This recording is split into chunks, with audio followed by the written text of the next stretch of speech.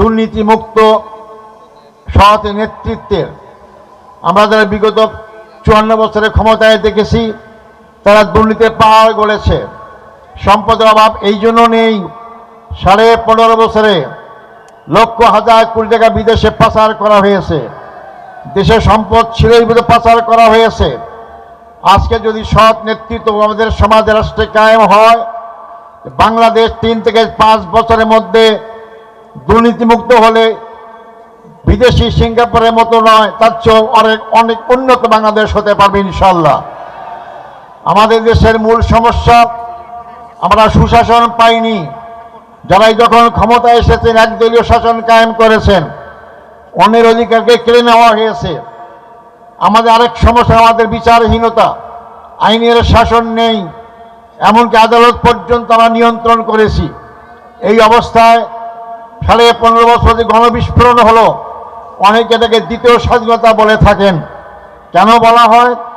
আমরা শুধু দুঃশাসন থেকে মুক্ত পাইনি, আমরা বিনা বেচে আটকের কাছ থেকে মুক্তি পাইনি, আমরা আধিপত্যবাদী শক্তির হাত থেকে সম্পূর্ণ মুক্ত হয়েছি। আগামী নির্বাচন আমাদের জন্য অত্যন্ত গুরুত্বপূর্ণ। এই নির্বাচনে আজকে যে সারা বাংলাদেশে 8 দলের নেতৃবৃন্দের সফরের মাধ্যমে গণজোয়ার সৃষ্টি হয়েছে, আমাদের বিশ্বাস আগামী নির্বাচনে জনগণ ইসলামপন্থী দেশপ্রেমিক এই শক্তিকে বাছাই করে নেবে ইনশাআল্লাহ।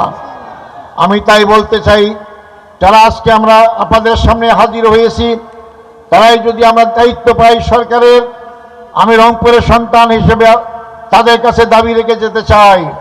আমরা রংপুরের সন্তান, এই রংপুর সবসময় সব সরকারে আমরা অবহেলিত হয়েছি এবং আমরা বৈষম্যের শিকার হয়েছি। তারা দায়িত্ব পেলে অবশ্যই এই বৈষম্যের অবসান ঘটাতে হবে।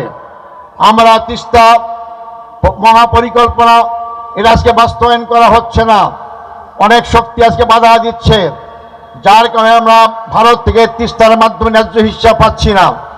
আমাদেরকে শুকিয়ে মারার ব্যবস্থা করা হয়েছে। যারাই দায়িত্ব গ্রহণ করবেন, এই তিস্তা মহাপরিকল্পনা বাস্তবায়ন করতে হবে। আজকে ফারাক্কাবাদ দিয়ে উত্তরবঙ্গের 4 কোটি মানুষকে ক্ষতিগ্রস্ত করা হয়েছে। এর থেকে দেশকে বেরিয়ে আসতে হবে। দেশে মানুষ পরিবর্তন চায়। 24-এর 5ই আগস্টের পর পরিবর্তন শুরু হয়েছে।